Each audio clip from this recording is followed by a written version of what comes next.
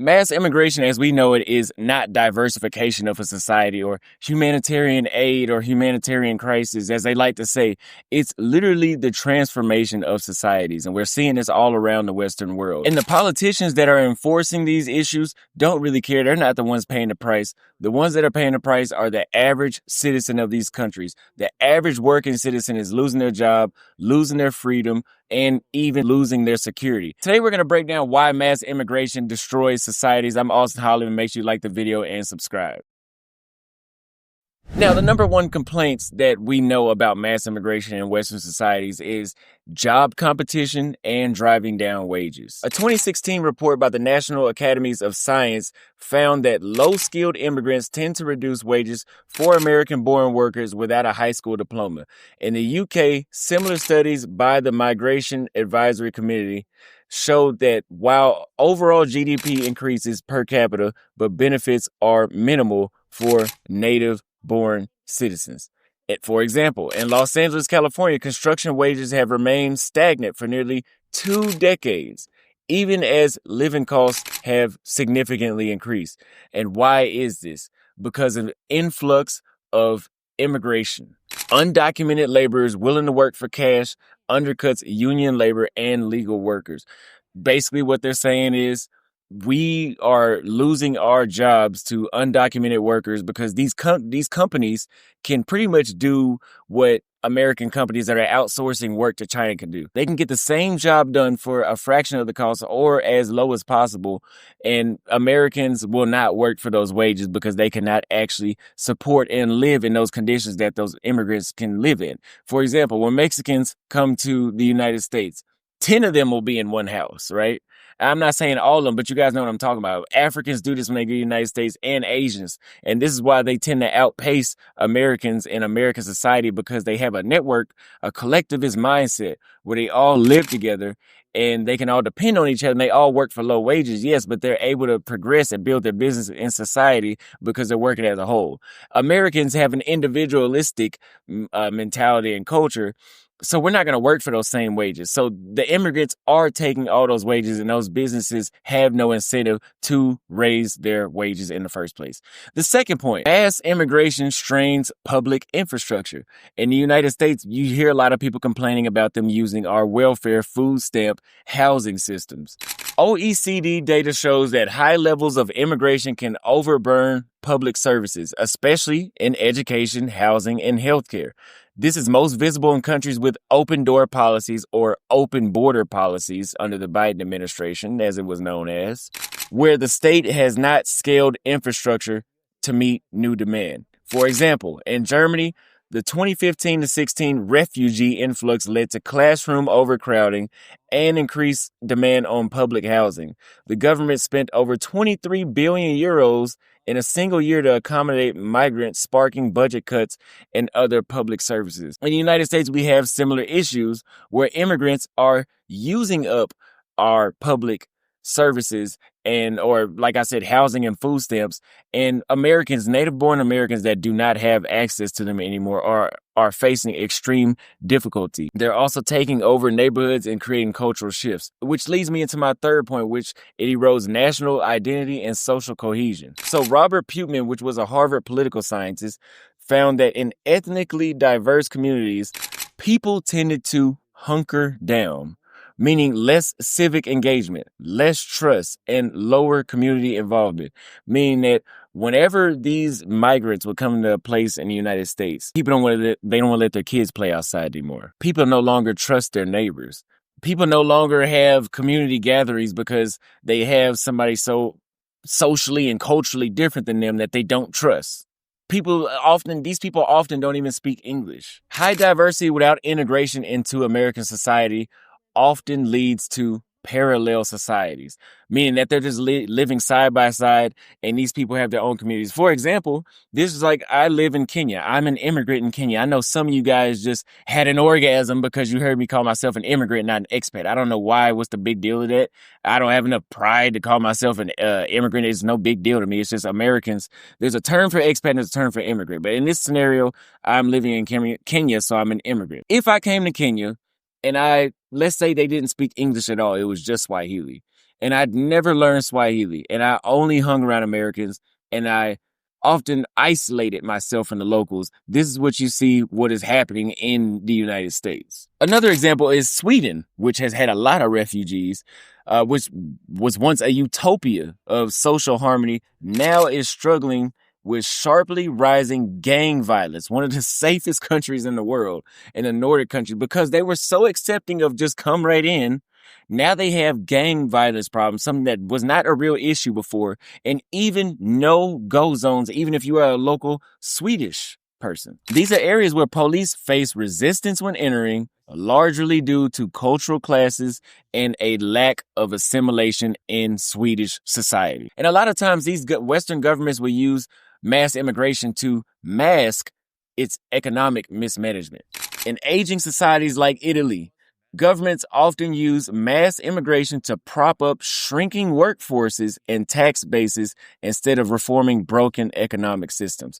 So in other words, in Italy, there's a large old population, right? So they want to immigrate as many people. Now they're complaining about it. They want to migrate as many people into Italy as they can to fill that workforce to keep their society up and running. But Italy also has a lot of people that leave Italy, young people that leave Italy to search for other opportunities. So really, Italy should fix its problem at home. Japan, which has avoided mass immigration for decades, if you guys don't know, Japan is like one of the most closed societies when it comes to you becoming one of us. I've never been, but from what I've heard, you can visit, but even if you get Japanese citizenship, you will never actually be Japanese in their eyes. You're still an outsider to them. And a lot of Asian nations are like that. But they chose to instead automate and reform pensions within Japan rather than do mass immigration. Another example of this is the UK's NHS shortage wasn't solved by training more local doctors. Instead, the government recruited foreign nurses from around Africa, India, usually often poor countries, and it didn't fix the healthcare system. It just shifted the burden somewhere else. And of course, as I said before, crime and security are one of the biggest risks whenever mass immigration is considered and implemented into a Western society. Now, I do want to make this clear. I'm not making immigrants all out to be criminals. Most immigrants are law-abiding citizens. A 2020 Eurostat report noted significant overrepresentation of foreign nationals in violent crime statistics across parts of Europe, particularly where integration policies were weak or absent. In other words, the migrants, it's essentially propaganda where they're being overrepresented in crime when that may not necessarily be the case. You can see a lot of this on social media with Africans in Europe. And and it doesn't look good when it's black and white. Like, it'd be different if it was Africans in another African country, but you got white people, white women being harassed by black immigrants. So that makes it look even worse. And that's just another form of propaganda. In France, multiple terror attacks have been carried out by second-generation immigrants, radicalized within segregated urban zones. Second-generation immigrants, meaning that they're not immigrants, meaning that their parents were immigrants and they were born there, but they grew up in a segregated society. And I've heard about these areas in Paris that are pretty much Muslim-only no-go zones. And that is the form of overrepresentation because they're using these actual French citizens as immigrants when they're really actually French citizens. And they do this to demonize and to stop mass immigration. We'll get to if that is needed actually in a minute. Meanwhile, cities like Paris now face rising anti-Semitic and sectarian violence. And you've seen a similar thing with Asians, with the Stop Asian Hate during 2020 and COVID. When you put that propaganda out there towards a certain group of people, those people get attacked. And even with my group, Black Americans, I forgot the name of the movie that the propaganda Ku Klux Klan that came out in the early 1900s, that movie, Birth of a Nation.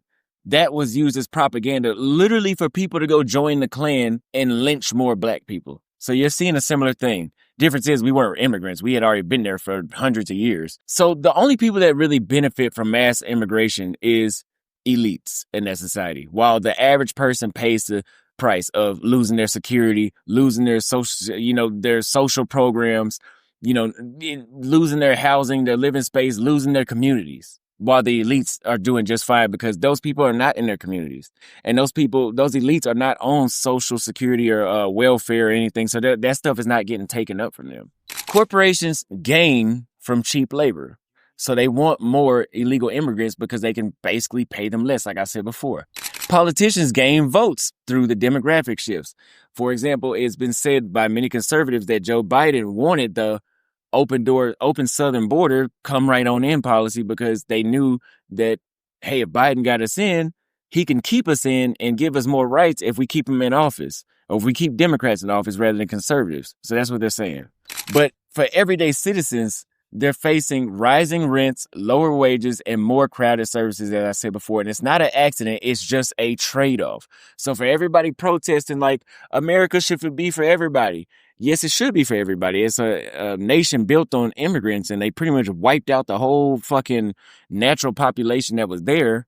But just know that that comes with a trade-off. In Canada, the Trudeau administration ramped up immigration to 500,000 people per year, despite housing shortages and an affordability crisis, because economic growth on paper helps justify government spending. But locals are priced out of major cities, and that could be tied to some form of corruption. Now, on the contrast, there's justification that countries with strict immigration laws are doing just fine.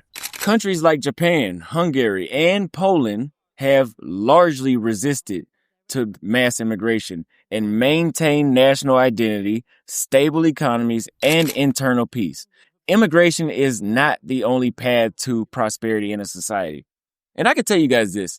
Whenever I was in Poland, they would mistake us for Africans, it seemed like. And there was a few times that they would just be assholes or a little rude. And I think this had an issue to do with maybe they thought like, oh, these are Africans that are come over here and trying not to leave. Or you guys remember whenever the Ukraine war happened and they were trying to trap Africans to say like, no, you need to stay here. Y'all can't leave. There is resentment towards immigrants in Europe, especially in Eastern Europe.